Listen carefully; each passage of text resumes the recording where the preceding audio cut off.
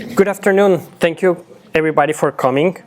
And my name is Gustavo Patino. I am actually a professor at a medical school. I'm a neuroscientist, and I do some patient data sets analysis. But then in my disclaimers, besides there are no financial interests, also I'm not a computer scientist. On the still very frequentist side of data science. So just keep that in mind. And I just want to get a quick poll of the audience. Like, how many of you feel comfortable working with pandas? Perfect. How many of you do frequentist statistics on a regular basis, like t-tests, ANOVAs, regressions? Okay, so like 50%. Okay, hopefully you'll learn something new today. And has everybody been able to download the Jupyter notebook? So I can, okay. I'm getting an error. You're getting it? It's not defined. Which one? When launching the notebook. Okay. With the, when you're trying to... Oh, now it's working. Okay. Just ignore me, sorry. No. Okay, so yeah, just let me know if there's an issue with the notebook. And, hold on.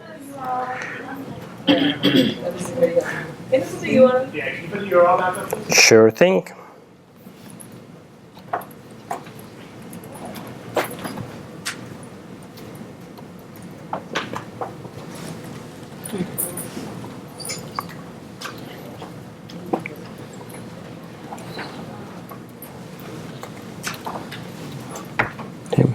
Yeah, so for it to work, remember also to put the CSV file somewhere where you can quickly find it. Okay, everybody on board? Let's do this. Can you put that URL in the GitHub chat? Yeah, so when I showed you the, how do I get to the GitHub chat? Let me, do you know how do I? Oh. Yeah, it's the same one that you have in scikit-learn. I think scikit-learn might have some NA or some missing values shown as NA or NaN, depending on your version. But I'll show you in the different tests how we're gonna be working with that. And let me get this back here. And here's the URL too.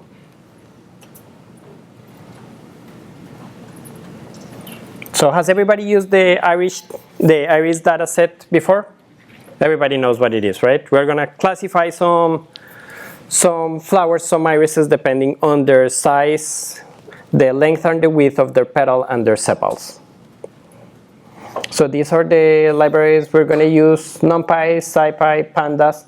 And how many of you have used R and know that when you wanna load a file, there's like a file choose function that is really nice. You just open your file browser and you just go and find it. I've always wanted Python to have something like that. The closest we can get is using tkinter. Have you guys used tkinter? The GUI.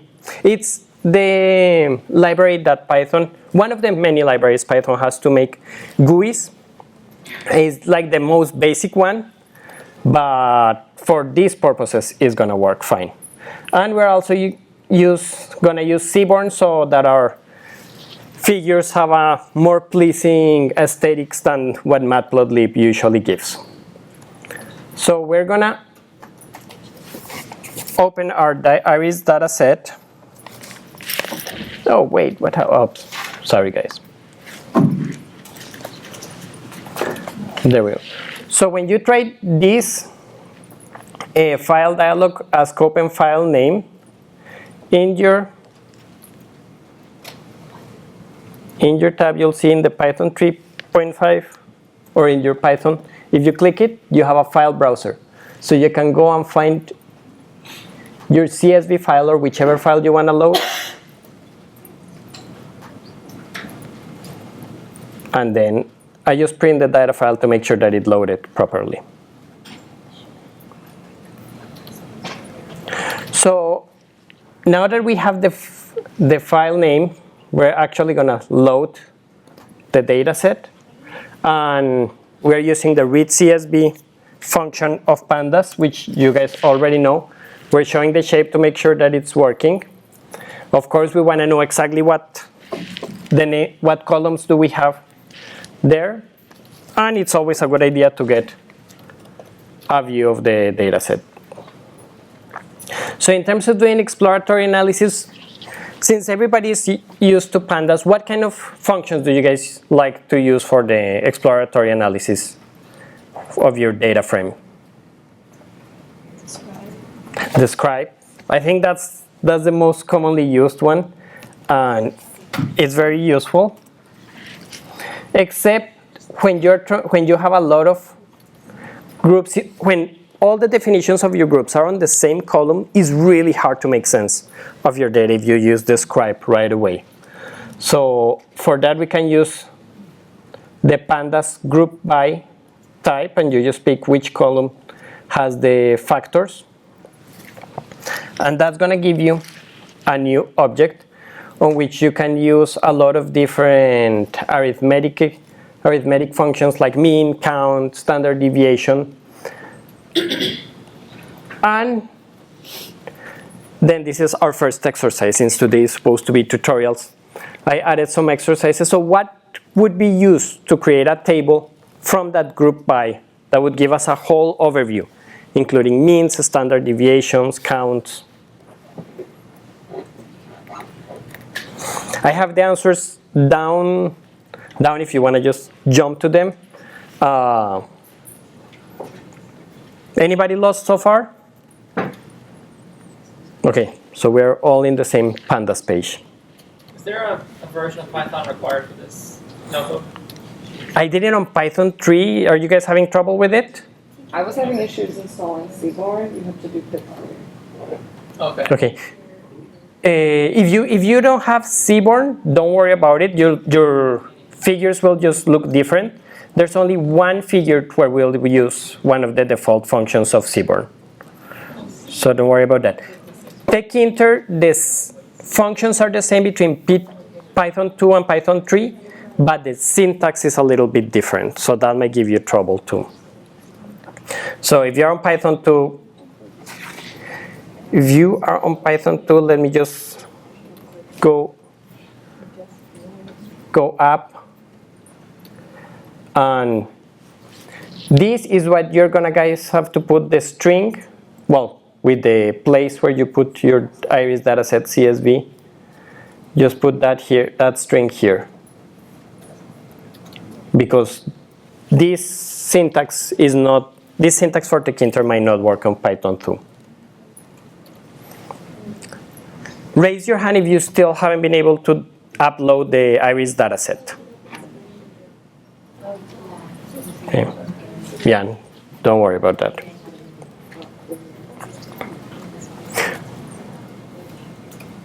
So the answer remember not to copy this, like you have to put where you place the iris dataset file in your own computer, but you can use this as a template for that string.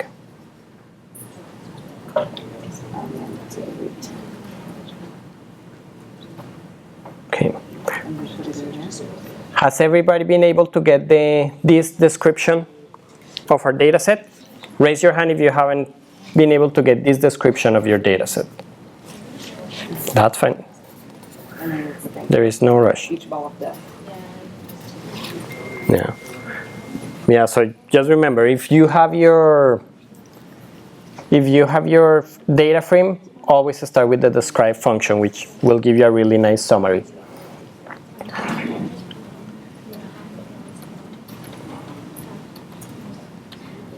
And then once you need to organize them according to a certain factor you have in your data frame, you just have to use the group by. And then this object, so the group by function will return a group by object, series object, which I personally find is a little bit unwieldy to work with if you're not doing this piping into the mean function or standard error or standard deviation function or count function. You can do a piping to to the describe function. So this is our grouped by object, and we just invoke the describe function exactly just like we did before, and then it's going to give us the same table as above, but now grouped by different types. But beyond that, like extracting actual values from this object, I personally find it a little bit hard. I don't know if everybody has had the same experience. Has anybody tried to actually extracting a single value from those objects? Okay, so have you got a good experience with them? No. So group by is really good if you want to get this table. And that's where I would stop. Other than that, you have to go back to the original data frame and work with that data frame. Oh, I have a question. Sure. Well, what about multi-index? I found it useful to use group by, like with a plot, but I have a multi-index, and I have, like a batch function apply. So that one I haven't done, but have you liked it? Have you liked it by doing that? I'm happy when it works, yeah. Yeah, and you're able to extract, like if you need a specific range. I applied a function to like thousands of, multi-indices and it worked fine. Okay, so the comment is like that. This object works really well if you're starting from a multi-index data frame. Yeah, so if you're starting from that, definitely give this one a second look. Thank you so much for that, because I haven't worked with those ones before. Another thing that you can do is with your group by object is get histograms all in the same figure on a very easy way, just invoking the hist function. Again, trying to put legends here and trying to put labels in this graph ends up being a little bit of a pain. And this is one of the few plots we're going to invoke it directly from Seaborn. So if you haven't installed Seaborn or are having trouble installing it, don't worry about this one. What this pair plot function from Seaborn does is going to compare everything in our data set against everything else. So all the different petal widths against all the different, or all the dimensions against all the other dimensions. How does it know which type of graph to do? Because you're doing. So by default it does a scatter plot. If you use the hue option and you say group by the values in the column type, it will provide a different color from them. We can also remove this one, and let me show you what it does. So these are just the defaults. It's going to do a scatter plot by default. You can change the default, but again, that many times implies you have to go to the configuration of Seaborn, and it starts being a little bit hard. But if all you want to see is the relationship between one dimension against another dimension and get quick regression lines with some confidence intervals. Can anybody see the shades around it? So it provides you with some confidence intervals. That's what that function is good for. Let me show you. Here in the kind reg, you can decide what kind of other things you can show besides the regression lines. So maybe you want means or things like that. You can get those. But this is quick summary of how different dimensions of your data are related to each other. So that was good. That's always our first step in checking data. Now let's actually start getting things out of that data frame. Many of the functions that we are going to use is going to be the name of the function, and then, for example, if we want to do a t-test, which is comparing the mean of two groups, is going to be the name of the function, open parentheses, the first vector with all the values from one group, comma, all the values of the second group. So we are going to need usually vectors. As I told you before, if you try to get any information from this grouped iris object, it just returns you the ID of the object. Part of it is that these objects are lazily evaluated. So unless you tell them to do something, the data is behind, let's call it a wall. So we just have to go back to the basics and extract specific columns or specific ranges from a column from our original data frame using our normal conditionals and specifying the names of the columns per usual. Everybody with me so far?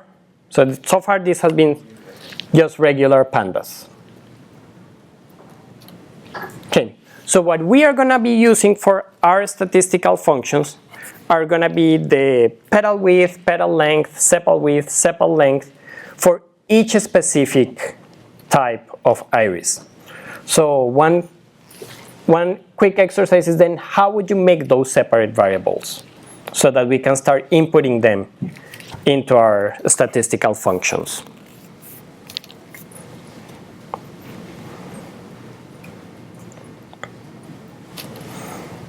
And did I put, wait, nope, I forgot to put the space here so you can provide your answer. Does anybody have any ideas on this one? And again, just like with all the other ones, we have the answers down there. So I just did the lazy one just because we don't have a lot of different types and a lot of different dimensions, and you can code them by hand and say I want a variable that contains the petal length information for all the setosa irises and so on. You could implement this in a more Pythonic way, especially if you have a lot of types and a lot of dimensions. You definitely don't want to do it by hand. But if doing it any other way, I thought it was going to be more explanation. This one you see it and you know exactly what you have to do, and then you can then implement it in a more Pythonic way. So let's do.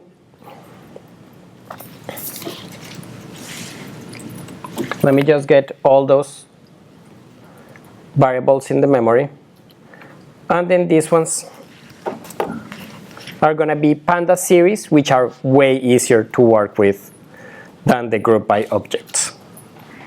And now that we have all those separate variables, then of course it's much easier to do a histogram of all of them plotted together. We can define the hue, we can define a very nice legend in there. So this is just to show you how much easier it is to work with this one, and you get way more options starting from the data frame itself.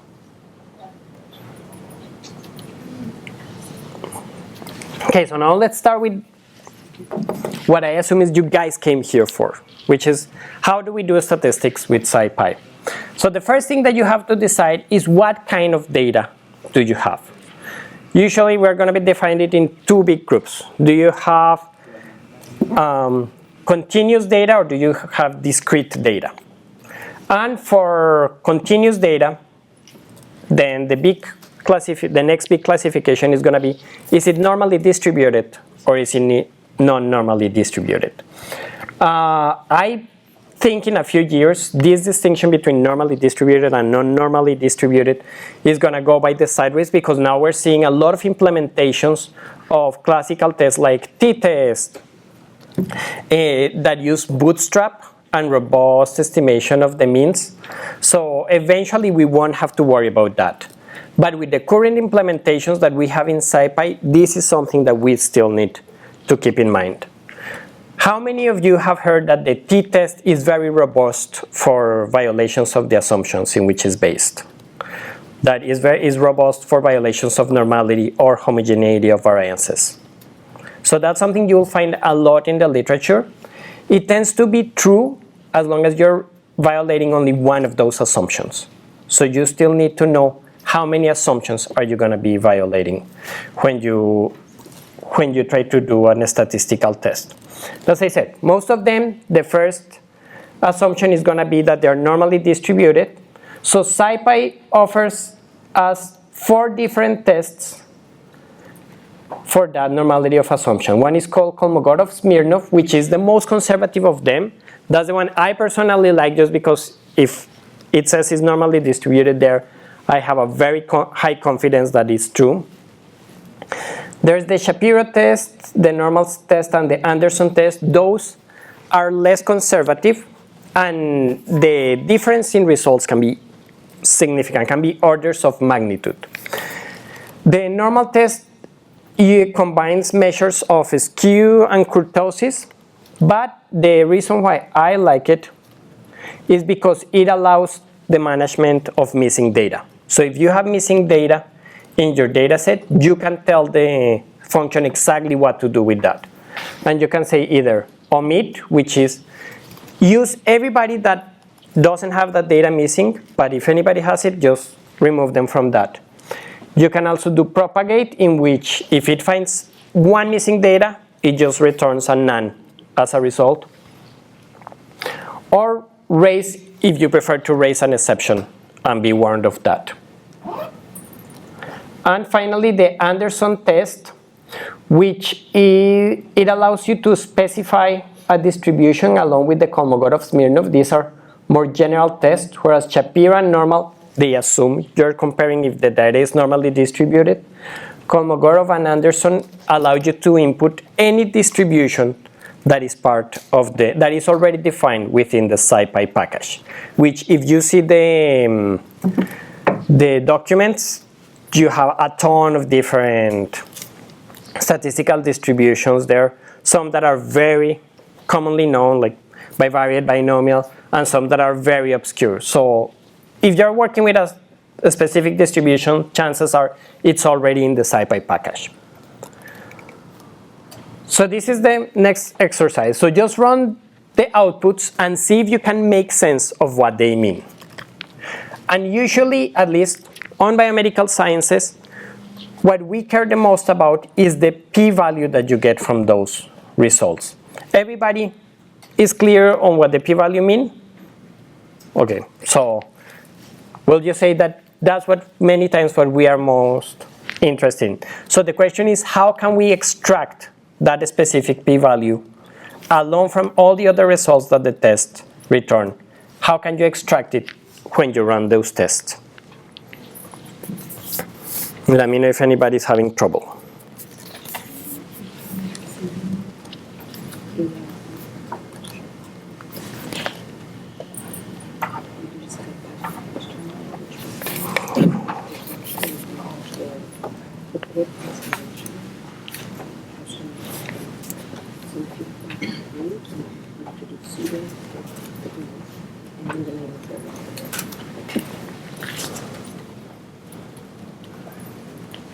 Yeah. Did the calculations work on everybody? Mm-hmm. Everybody clear on what we're seeing here? So what's the first result that we get?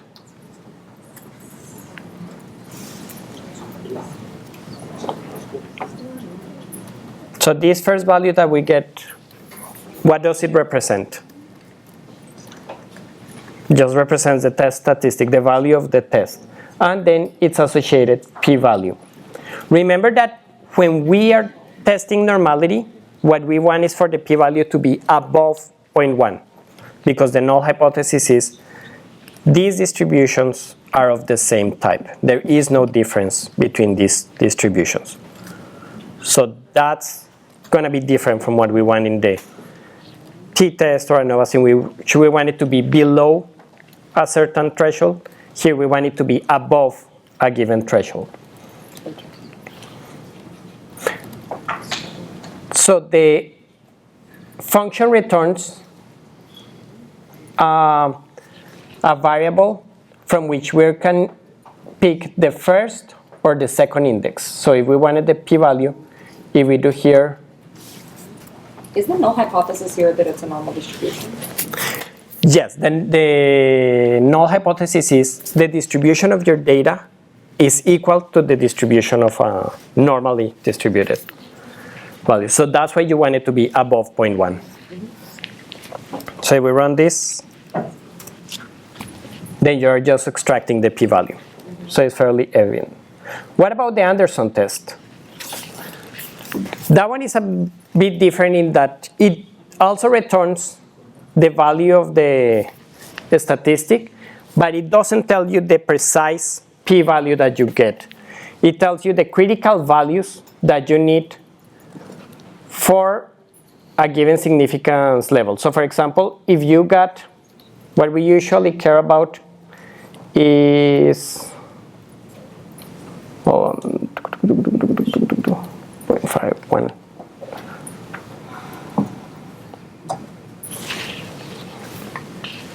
So the critical value for the 15%, or let's take this one, the 5, this represents a p of 0.05, and that corresponds to a critical value of 0.736. So we need a statistic above 0.736 to be sure that it would be below this. But since what we are looking here is something above 1, the critical value for that is 38. We get a statistic of 0.49, so we know we didn't reach this threshold and our data is not normally distributed. Everybody following me? Anybody lost? Let's move to the next assumption. And this was the answer. I had a quick question about the Shapiro test. Sure. Just because it wasn't very clear. I'm just wondering, like, is here the p-value 0.79? Yeah, go. That's a really good question. So you'll see that many of these tests, when you print the variable to which you send the output, it will tell you exactly what each value is. When you only have two values, they always follow the same organization. Value of the test and p-value, the second p. When we get to regression, we're going to get a ton more information back, or even the chi-square. We're going to get a ton more information back. So in those cases, you usually have to go to the documentation to see what number corresponds to what. But I've tried to put it here in terms of table for those tests. So you can use this notebook as your reference whenever you're trying to run these things. And here are the two ways in which you can isolate the p-value. You can either just pick the second index of the answer, or when you are running the function, just assign a variable specifically for that answer, of course. So the second assumption that a lot of statistical tests are going to do is that there's a homogeneity of variance, that the variance between your two samples are going to be very similar. And we can measure that with different tests. For each of the things that we're going to test, there's a bunch of tests. Sometimes it's not really clear why would you prefer one test against another one. So I try to summarize as much as I could the recommendations that are out there. I don't know. You can run, especially Monte Carlo simulations, to see exactly what works best for your data. But in general, people just feel comfortable picking one on a regular basis. So that will be completely up to you. In terms of homogeneity of variance, we have, again, parametric, in which you assume that the data is normally distributed, or non-parametric tests. And among the non-parametric, we have the Levine test, which is more robust than the Bartlett. In Bartlett test, if you have any difference on a normally distributed data, you're going to get in troubles with that. So in general, I don't recommend you guys to use this one. It's here just for completion, but if you have to pick one, pick the Levine test. Unless your data is very, very, very non-parametric, then definitely pick the Fligner test. And you can see here that these are all pretty much the same syntax. You have the name of the function, the two vectors that you want to test. The Levine and the Fligner test are good in the sense that it can let you pick what is it that you want to check.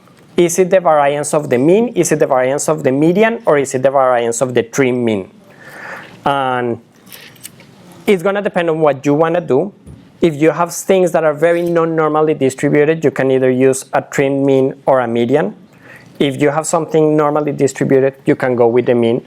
But it's just nice that you have the option to use this.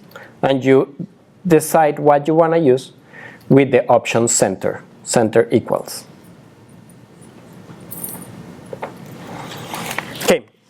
We saw that a lot of our data is non-normally distributed. Some of them, actually, did we run it? No.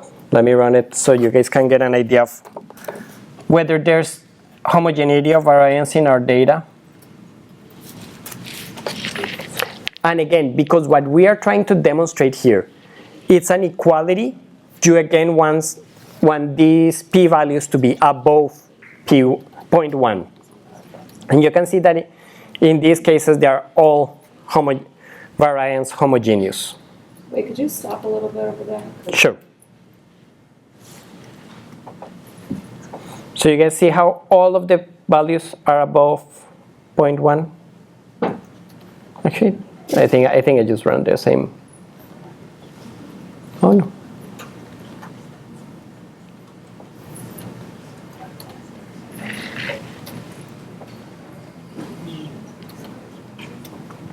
Okay.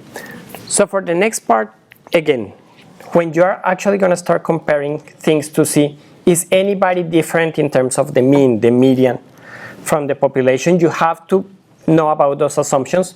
But for the purposes of our tutorial, we're not going to worry about that. We're going to assume that we're going to fulfill all the requirements that these different tests are. So we start with comparing two samples of a continuous measure, which is going to be the t-test in terms of parametric tests. And this, as you guys know, is just going to compare, are the means between these two groups different? In terms of the t-test, we have different choices in SciPy. The one that we're going to use the most is the two independent samples, and that's going to be t-test int, and it's the syntax is, again, the two vectors that have your information. You can define whether there's homogeneity of variance or not. And if you say false, then the function will do some adjustments that make your results more reliable. And again, this one tells you, what do I do with the missing data? Whenever you see a non-policy option in any of these functions, you're going to have the same three choices. We can either omit that specific data, we can propagate, in which all we get is a none, or we can raise an exception. So that's exactly as we saw before. For paired samples, so if we are measuring, in this case, the petal width and the sepal width of the same flower, then those are going to be paired samples. And this one also allows non-policy.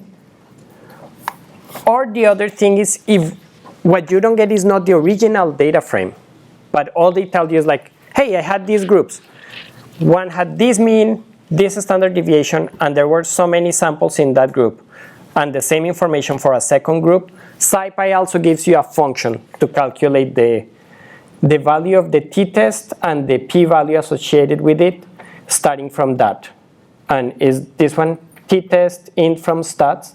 And what you do is you put the mean for the first one, standard deviation, and n for this first sample, and then the same thing for the second one. If you try doing min1 equals SD1 equals, it doesn't work. I've tried to see if you can put something more descriptive so that the program knows exactly and it's easier for you to read it and understand it.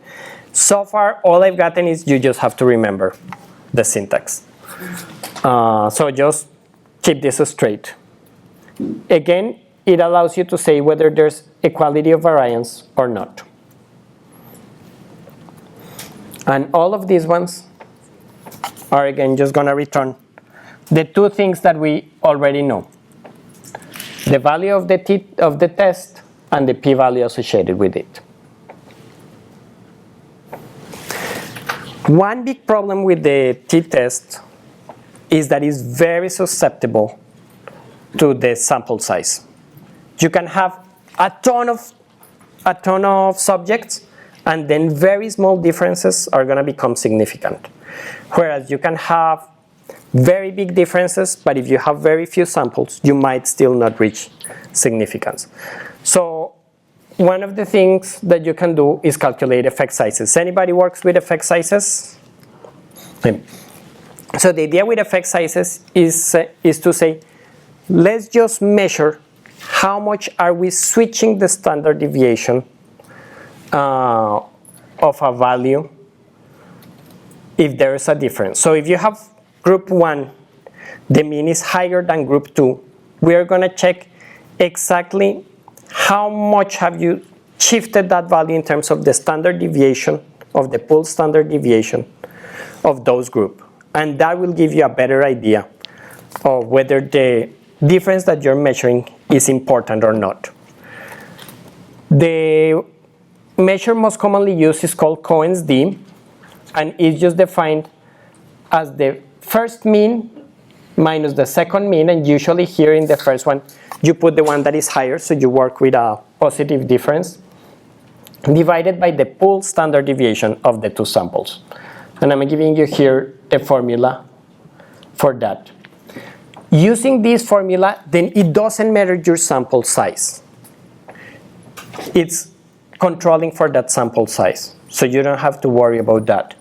And in general terms, have you guys worked all with data that you get, or is anybody working in like active experiments collecting data and trying to determine how many data do you have to collect?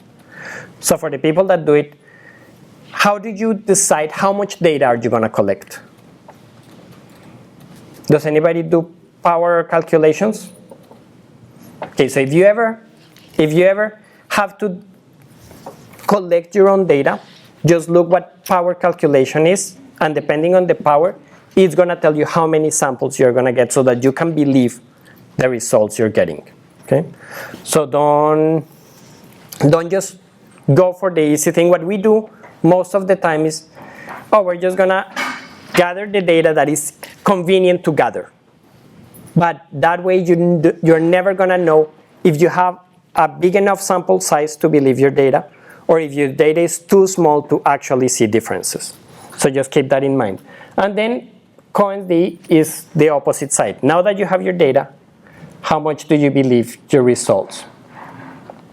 And in general, if the d is 0.2, you can say, there's a small effect size. If it's 0.5, that's a medium effect size. And if it's 0.8 or above, that's a large effect size. So the question is, what is the value of Cohen's d? And here I'm just showing you one of the differences that we picked, the sepal widths between setosa and versicolor, the types. This is the formula that you need to use to calculate the pool standard deviation, and we find that the Cohen's d is 1.90. So there is a big effect size in the difference of sepal widths between the irises setosa and the versicolor. Other things that you can use for effect sizes are Pearson's correlation coefficient, or odds ratios if you are using count data. I just want to quickly show you two other functions that SciPy also has. If you have the t-test value, then you can calculate what's the p of that using 1 minus this function.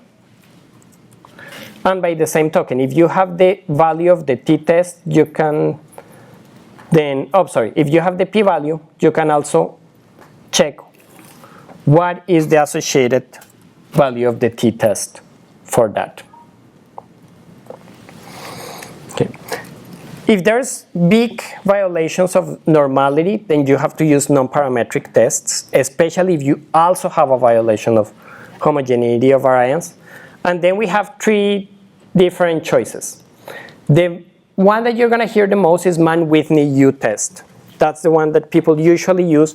It's very robust, and it's very good across a big spectrum of sample sizes.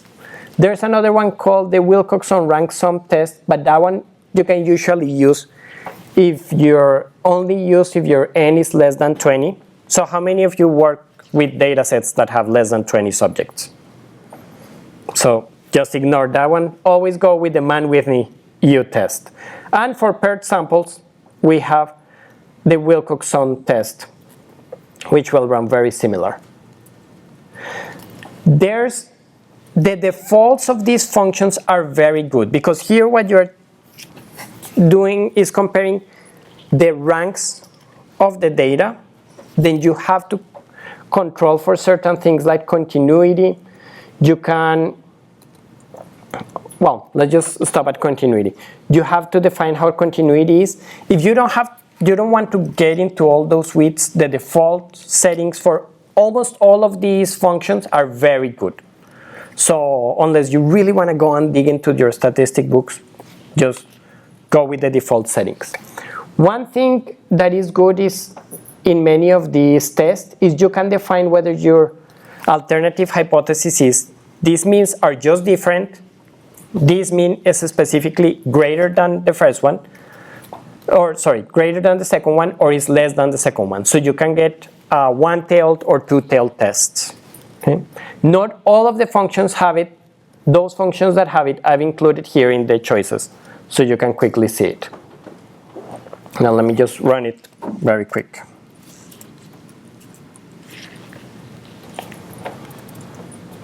Okay. Now let's move to comparing multiple groups. Question? Just a quick question about the difference between the t-test and the non-parametric test. If you have distributions that meet the assumptions for a t-test, is that test generally more reliable than, say, applying a non-parametric test in that situation? So in general, the t-test is going to be more conservative, even when you fulfill all the conditions. But, oh sorry, it's going to be less conservative. So that's why you might get false results if you have a lot of violations. The Mann-Whitney is going to be more conservative, okay? In almost all situations. The issue is more like if you see something that is significant with the t-test, can you believe it or not? Because it might look significant, but you had so many violations of your assumptions that it's a false result. Is it a good practice to do both versions and see if they're both significant or not? You can, and I've seen some people that just go with the Mann-Whitney U test. Depending on your field, people might say, no, dude, you really need to check your normality and go with that. Statistically, I don't know if there's one that might be better. My inclination, just because on the field that I am, is I have to make sure whether there's normality or not, and depending on that, I pick the test. And the reviewers, at least for me, they really want to see that in the methods. We check normality, therefore we use this one. So it might depend on your tribe. Okay, now if we compare means from a lot of different groups, that's when we're going to use ANOVA, which is the parametric, or Kruskal-Wallis, which is the non-parametric. So let's run this ANOVA, which again is the same basic syntax, but this time, since you're comparing multiple groups, you're just going to put all your different groups right there. And it tells us that it is significant. But we have one big problem. This is all the output we get from that function. So we cannot know, we know there's a difference between these means, but we don't really know where that difference is. Is setosa different than versicolor?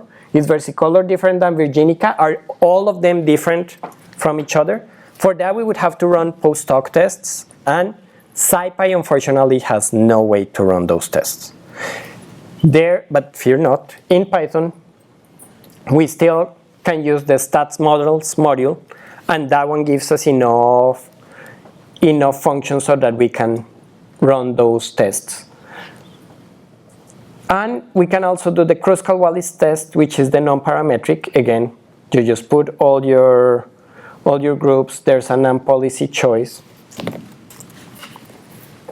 And again, we have the same problem. We cannot go further than, yes, there's a difference somewhere in this case of those medians, but God knows where it is. So if you need to do ANOVA, if you just want a quick result, definitely go with SciPy. If you want something more elaborate, go to stats models.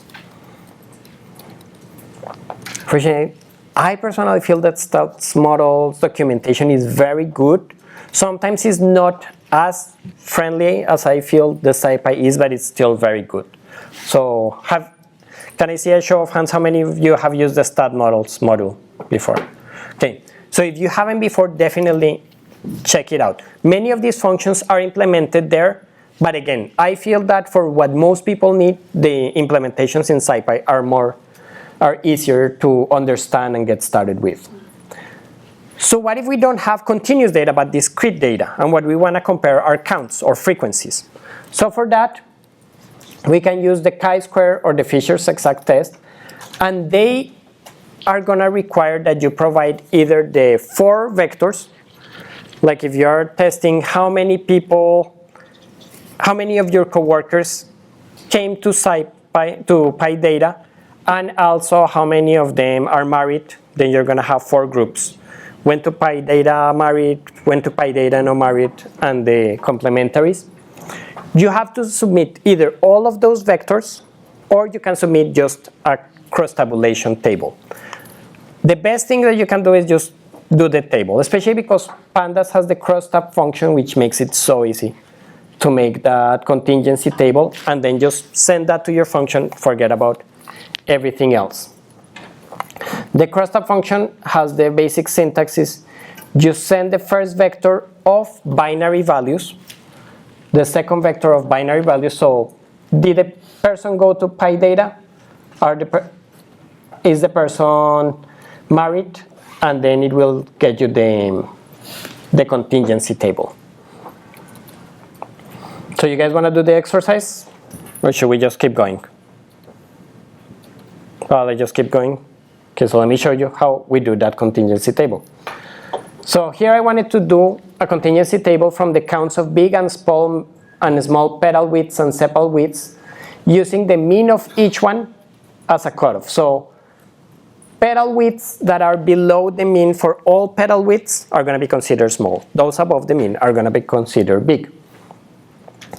So we get the means for each of those columns, and then we just input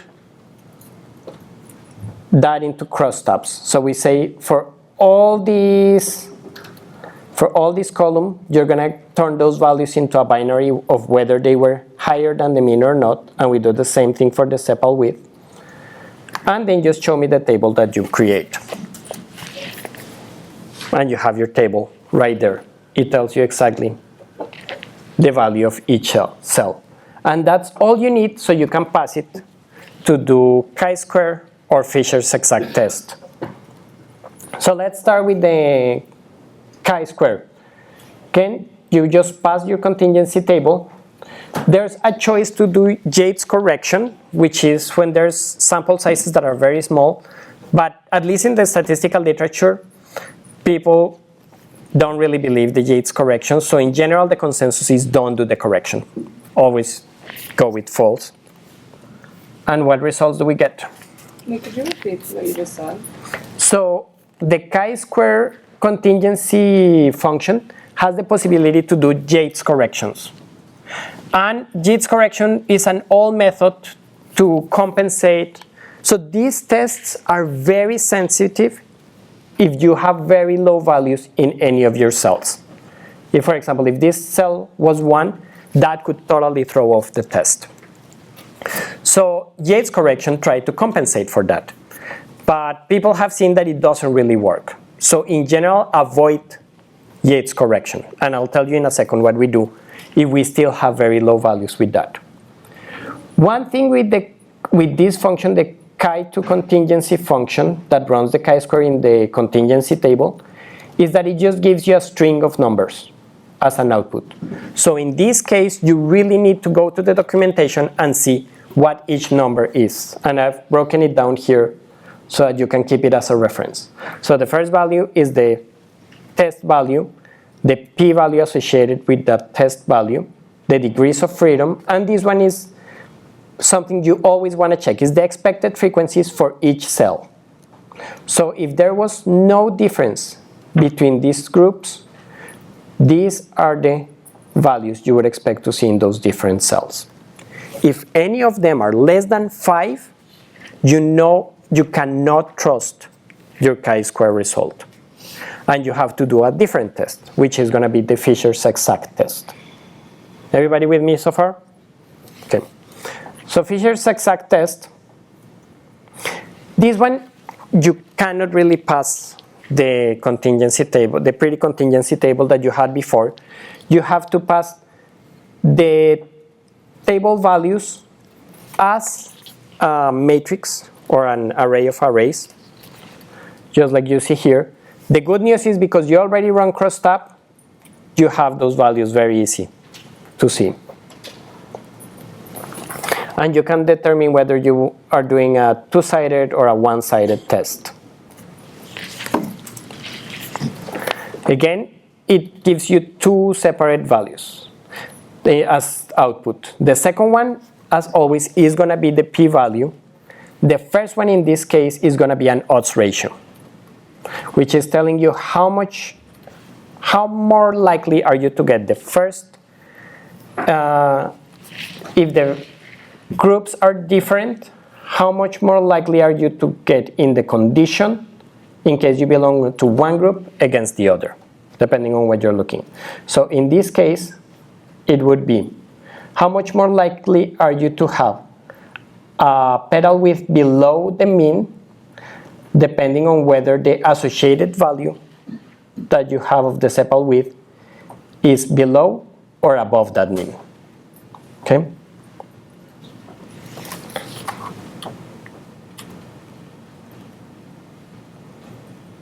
Now let's move to correlation, in which you want to see if two continuous variables are related to each other.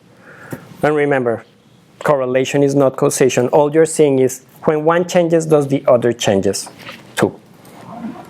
The parametric one is going to be Pearson correlation coefficient. In this one, again, you pass your two vectors of what you want to check, and it's going to give you two different values. The first one, oops, there we go. The first one is going to be the value of the Pearson correlation coefficient, and the second one is going to be the p-value. For correlation coefficients, we rarely look at the p-value. The actual value of the coefficient is what you are going to look at. And the higher it is, the closer to 1 or minus 1, the stronger the association between those two variables that you're going to have. So Pearson is the parametric. The non-parametric equivalent is called Spearman coefficient.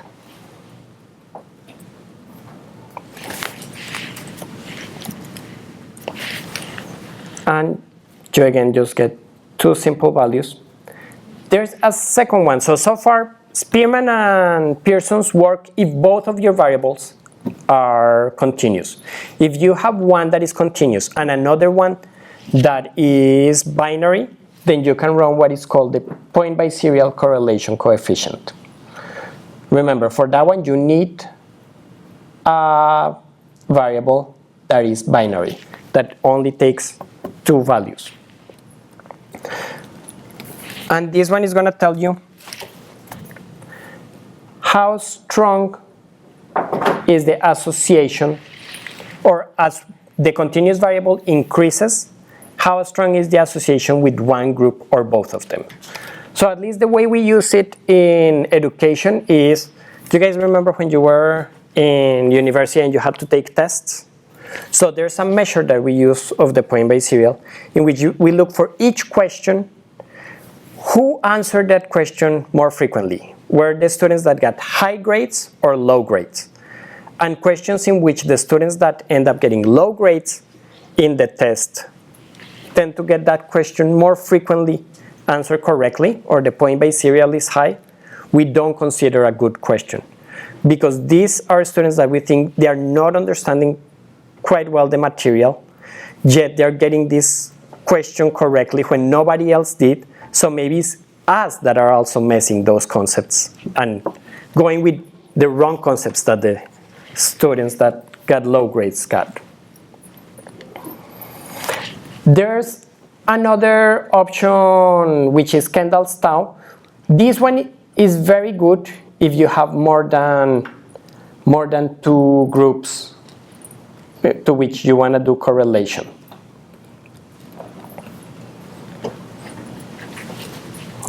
And this one has the other ability that it allows you to do, can be used not only when there's a linear relation between the two variables, but more complex relationships. Okay, we're getting to the last two topics of the talk. How's everybody doing? You guys holding on? Okay. So let's go with linear regression.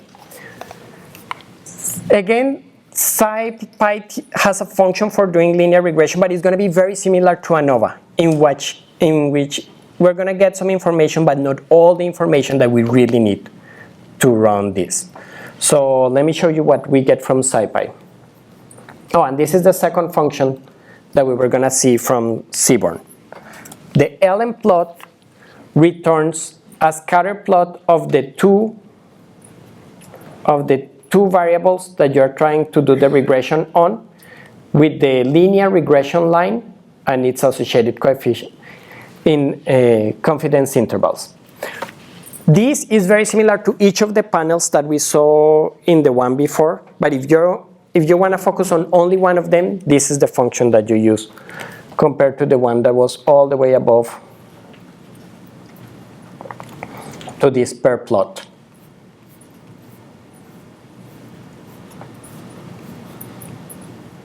Okay, so now let's run the linear regression from SciPy. Again, we enter our first variable, we enter the second variable. The order is going to be what you want, the independent variable, and the second input has to be the dependent variable.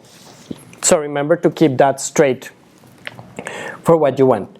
And that's different than what you usually put here in this one. You define y is going to be the dependent variable, x is going to be the predictive variable. So notice how the order is reversed between those two. We get some information, we get the slope of the line, the intercept, and this slope is going to be the coefficient for our predictive variable, the value of the intercept, the Pearson's correlation coefficient, the p-value for this specific predictive variable, and the standard error for that. This is usually all the information we want to get from a model, but there's a lot of quality control that we need to do on that regression model to make sure that whether we believe it or not, that we cannot do with this function, because this is all we get. You don't get anything else. There's no way to access any other data. So if you really need to do linear regression, or in general regression, don't go to SciPy, you need to go to stats models. And stat models has two ways to do those linear regressions. I'm going to show you the one that I like the most. I'm going to give you a warning. That one also doesn't allow you to do all the quality control that you need. So if you want to ignore this next 1 minute, feel free to do it. So we have one model which is called, from stat models, which is called formula.api. In that one we have a function called OLS, ordinary least squares. And for that one we just say enter a formula that is gonna do our dependent variable and the predictive variable. They are separated by a tilde. If you want it, I like this way to present it just because writing the formula is very intuitive. How does this function gonna vary when this changes its value? And if you wanted to do multivariable linear regression, you can just put here sepal width plus the other variable plus the other variable. And if you want to do interactions, you can do plus sepal width times the other variable. So it's very intuitive. Okay. Notice how you are putting here is the column names, and all of them have to come from the same data set. Once you have called this function into an object, you have to create a model by feeding that function. And once you have your model, you can just get a summary, and that's where we get all the information that we need. There's two ways of getting it. You can just call your model and invoke the summary function, but I personally prefer if you just print that calling the summary function on your model because of two reasons. The output is going to be a little more compact, but also at the end you're going to have some warnings. So the function is going to run some quality control for you, and if it detects something very outrageous, it's going to give you warnings here. If you're only invoking the summary, you're never going to see those warnings. This print the model is just to show you all the methods that are available there. And notice how these methods are going to be the same one that you are going to correspond to the cells that you have here in this output. So that's the way you can access all this information. So what kind of quality control do we want to do? One is to plot the residuals. And to plot the residuals, we're going to have a problem that we need to predict what would be the values of the y variable starting from our predictive variable values using this model. So if the model says for each unit of the predictive variable, your output is going to be twice that. So if you input 1, you get 2. Then we need to say, okay, from my original data, what values would I get from that? And if you then compare that with what was predicted, you can get the residuals. There's a very nice predict method available in stats models, which is not accessible from that API that I just showed you. So let's backtrack and go to the actual API that in reality you should use all the time. It's the same principle, stats models API, with one small difference. Remember how we used to call using a formula? Everything had to be in the same data frame, and using the formula we would define what was predictive variables, what was the dependent variable. Here we're going to have them as separate variables. We need to make a matrix with all our predictive variables. So we create that matrix. We are going to have to add one column to that matrix, which is going to be the values for the intercept or the error term in the regression model. And for that we take this matrix and we use the sm_add_constant function from the API.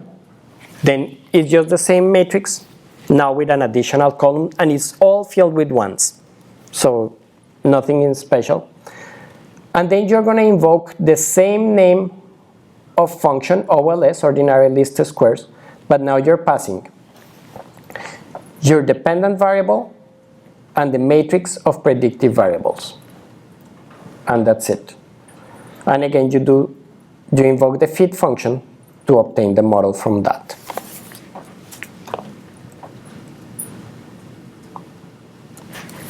These results are going to be the same ones as we saw here. So I'm not going to show them to you.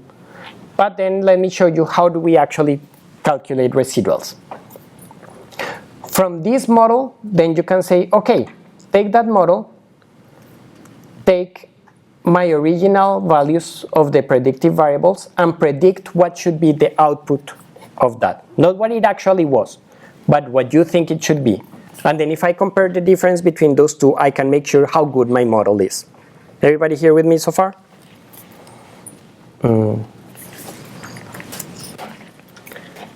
So with those predictions, we can calculate the residuals, which is the difference between my actual values of the dependent variable versus the ones that were predicted.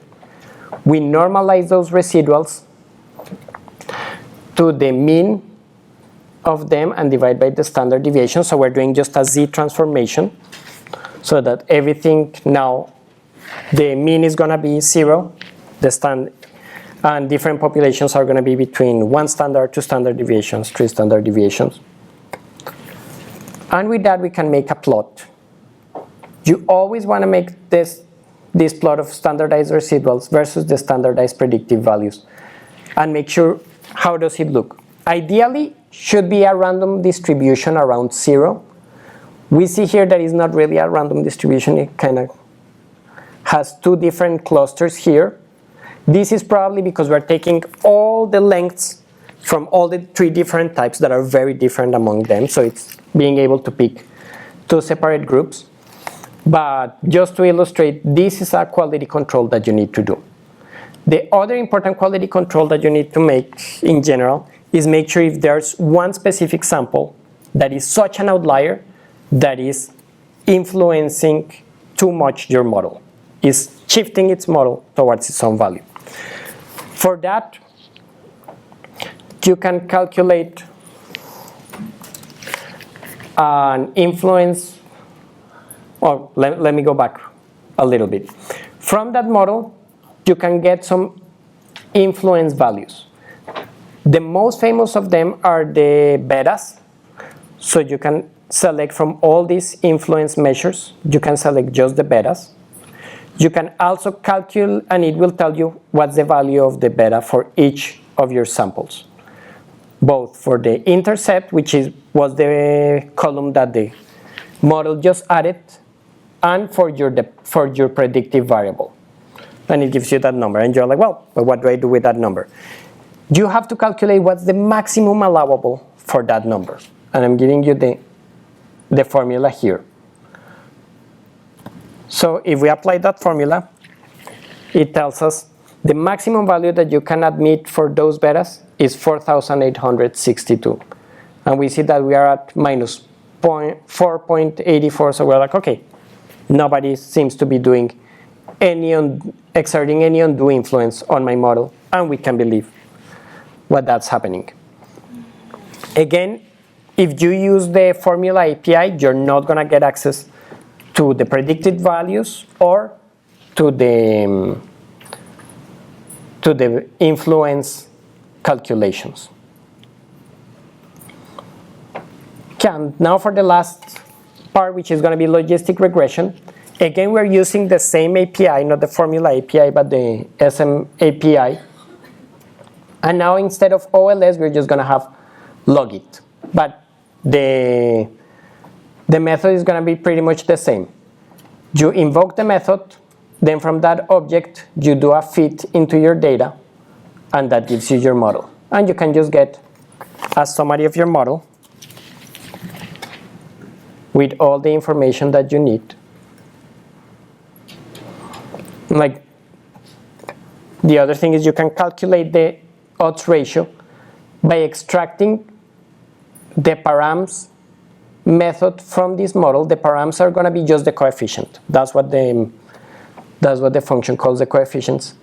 And if you do an exponentiation function, it's going to give you the odds ratio for your predictive variable. How do you usually interpret like statistical significance here? Is it like between odds ratio and the pseudo R squared, or what Okay, do they look like? that's a really good question. So let me go through the output a little bit so we can check what we need to focus on.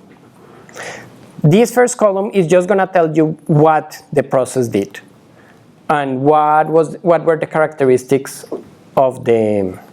Actually, let me move this a little bit so you guys can see the rest. And what was it working with? The R square is not going to be so important here. The log likelihood is what you're going to I think your scaling look at. is wrong, but it's supposed to be 0.35, the pseudo R squared. Sorry, say it again. It wraps Oh, yeah. Yeah. It wraps around, sorry. Actually, yeah. So you're going to look at the log likelihood. You're going to look at the log likelihood of the null. So this log likelihood is how much better is your predictive variable to tell you to which group the dependent variable is going to be, to either true or false. Okay? You're comparing it to this one, the log likelihood of the null. So this is saying if I just take the mean and use the mean to try to classify your samples, what do I get? If I take the dependent variable that you gave me and I try to do that, what do I get? And you're looking at this difference from here. The p-value represents whether these guys are different or not. So if you see a difference and your log likelihood is better than the null, then you're like, okay, I'm gonna believe this. And here, sorry, I made a mistake. Here in logistic regression, this is not the mean. It's just taking an estimator from your sample before doing the logistic regression.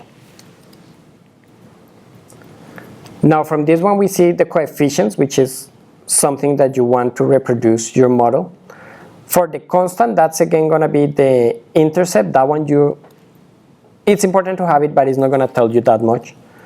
This is going to tell you how much the prediction of your dependent variable is going to change depending on changing values of your predictive variable. I'm getting tongue tied there. Continuous variables, though, isn't the logistic regression kind of mostly used for binaries? Is it really interpretable here? So that's why you take this value and you exponentiate it, and that's going to give you the odds ratio. So what it means is that when the sepal width increases 1 unit, the probability of switching from the false to the true condition is going to increase by 1.6, okay, in terms of just the probabilities that you're doing. And you can plot that. You can plot your model. How are the probabilities of going from one group to the next changing depending on the values of the sepal width? So this is going to be one group, this is going to be another. We see that there's a lot of overlap, and in that area of overlap is when the different values of sepal width start changing whether you fall into one group or another. If you're at this end of the scale, you're always going to be 0. If you're at this end of the scale, you're always going to be 1. When you're here in between, then the probability of you being there is what is going to be changing all the time. So as the sepal width increases, your probabilities of becoming type 1, in this case being acetosa, increase also.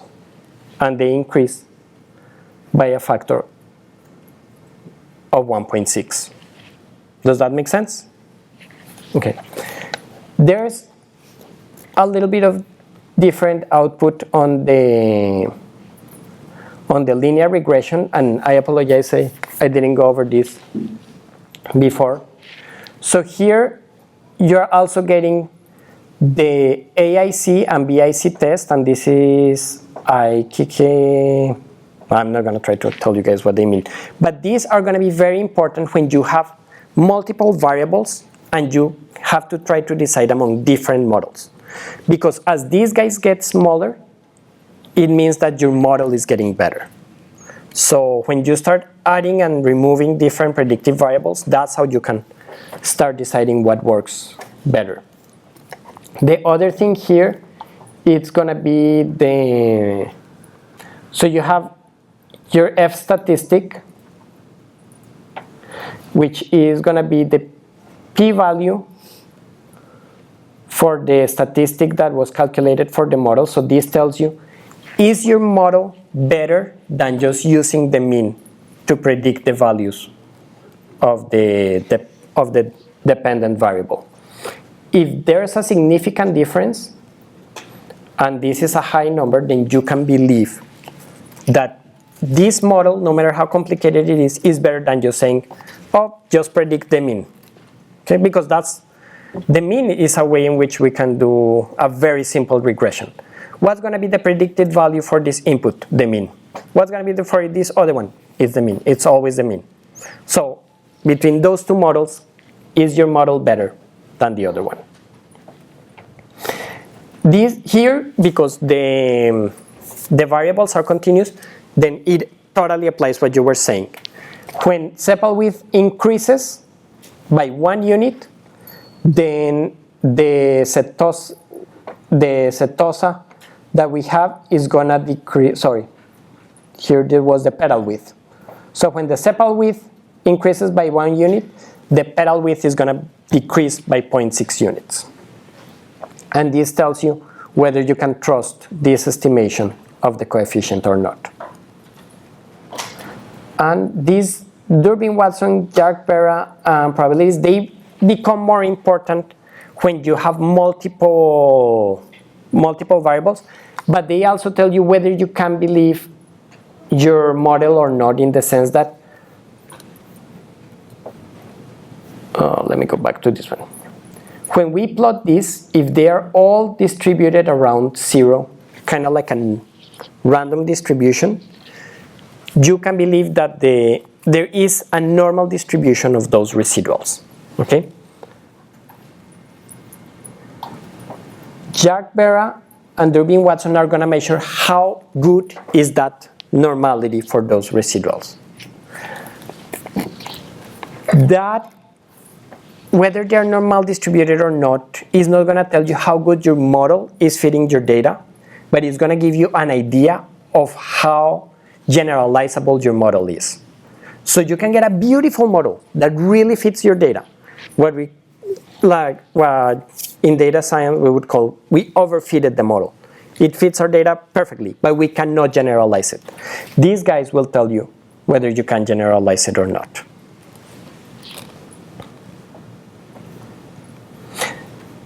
Sometimes interpreting all these things can be hard and time consuming, which I personally feel like running the regression is always very fast. Making sure that you can believe your regression, that's what it usually takes you a long time, just because you have to go and check all of these things. One of the beauties of Python is that now, once you have the formula for this, you can do all these things very quickly. So is the output in terms of regression more understandable now? Did that help? More or less? Just one quick question. Questions? Yeah, on the generalization though. The way usually I do it, I look at the test error and I look at the training error, right? And then I sort of take optimal point, right? Is that the right way to do, like, to see how the model is fitting all the testing data? Yeah. So that's one of the difference between, I would say, data science and statistics, is that in statistics we don't have a test data. So all of this is, you calculated what was the sample size that you needed to achieve a certain power, you gathered that sample size, and you did the experiment. Now, this is just in terms of telling you, can I believe this? Because many of the experiments that we do are hard to replicate or expensive to replicate. We sometimes don't, well, we usually don't do okay, let's take a test data and do it. One thing that you guys can do, and that I've done before when you're doing regression, is remove everybody that has any missing value, no matter in which variable, remove them. Then as you run regression, usually we run multivariable regression, and we're gonna say at the end, from these 20 independent variables we started with, only these 3 really predict my outcome. Go back to everybody that you removed and see if you can find people that have values in those 3 variables and use them as test data. But depending on your field, you always have test data. But if you don't have it, that's a good way to try to get your test data afterwards. And I think that's all I wanted to do. This was quite a whirlwind of statistics. I hope that was useful for you and that it helped you address the different tests that you will see out there. as I said, I tried to put all the information that was available in the documentation for each of the tests, so you can just use this as a quick reference instead of trying to go from web page to web page in the documents. Any other questions? Question? I just have a question about capacity. Sometimes you get very large data sets and it grinds everything to a halt. So about what is the capacity of this? If you need speed, what do you do next? This is good for exploring, but in the process, you might have to do something different. I'm just wondering what the speeds are. So I haven't done any benchmarking. I work with data sets up to 0.5 gigabyte, and just in my Mac laptop works fine, but I haven't tried anything bigger than that. One issue is that these would be very hard to parallelize. So parallelizing might be very hard. If I had to go with something bigger, I would probably go with a virtual platform that gives me a lot of power, but I don't need to parallelize. Like, this becomes not so much a matter of how many cores I have, but like this one core that I have, how much data can that one handle? But as I said, I haven't reached that point yet, just because of my field. This may be very different from what you guys find. Okay, thank you guys very much.